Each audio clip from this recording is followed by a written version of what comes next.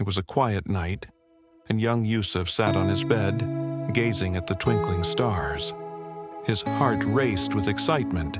He had seen a dream unlike any other. The sun, the moon, and 11 stars bowed before me, he whispered, his eyes shining with wonder. Yusuf rushed to his father, Prophet Yaqub. "Father, I saw the sun, the moon, and 11 stars bowing to me." But his father's smile faded. He placed a gentle hand on Yusuf's shoulder. "My son, this is a great vision from Allah, but be careful.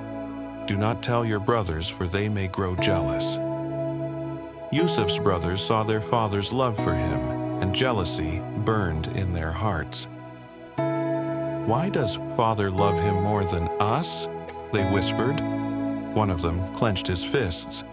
"Let's get rid of Yusuf, then father's love will be ours alone." The brothers took Yusuf to the fields pretending to play, but suddenly they grabbed him. "No, what are you doing?" Yusuf cried, but they did not listen. Down, down, down he fell, into a dark, cold well. Above him, the brothers laughed, leaving him alone in the darkness. The brothers returned home with Yusuf's torn, blood-stained shirt. "Father," they said, pretending to cry, "a wolf ate Yusuf."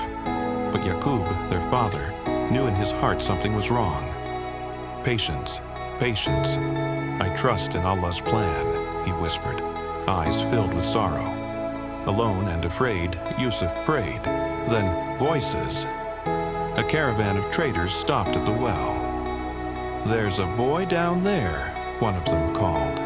They pulled him up, surprised by his beauty and grace. "He will fetch a good price in Egypt," they said, placing him among their goods. In Egypt, Yusuf was sold to a nobleman, Al-Aziz. Unlike his brothers, this man saw Yusuf's kindness and wisdom. "You shall live in my home, young one," Al-Aziz said. And so, Yusuf grew into a strong and noble young man, always trusting in Allah's plan. The nobleman's wife, angered by Yusuf's refusal, falsely accused him. "He tried to harm me," she cried. Al-Aziz looked from Yusuf to his wife. Yusuf remained calm, knowing Allah was with him, but despite his innocence, he was sent to prison. In prison, Yusuf remained patient. One day, 2 prisoners asked him about their dreams.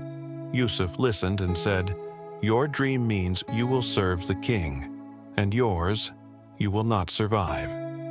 His words came true, and soon the freed prisoner remembered Yusuf.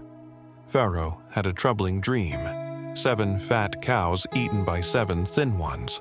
No one could explain it. But then the freed prisoner remembered Yusuf. "I know someone who can help," he said, rushing to the king. Yusuf explained, "Your dream means 7 years of plenty, then 7 years of famine. Store food now to save your people later." The pharaoh was amazed and made Yusuf a leader over Egypt's food stores. As Yusuf predicted, the famine came. But thanks to his wisdom, Egypt had food stored. People from faraway lands came seeking help, including Yusuf's brothers, though they did not recognize him. Yusuf's brothers begged for food. He recognized them, but they did not know him. Testing them, he asked, "Bring me your youngest brother." His heart ached. His family was so close. Finally, Yusuf revealed himself. "I am Yusuf, your brother." The brothers gasped in shock. "Will you punish us?" they asked. Yusuf smiled, his heart full of forgiveness. "No, I forgive you. Allah's plan is always best." And so, after years of trials, Yusuf's patience and faith brought him to the light, reunited with his family once more. Indeed, Allah's plans is always best. Subscribe, like, and share. Stay blessed.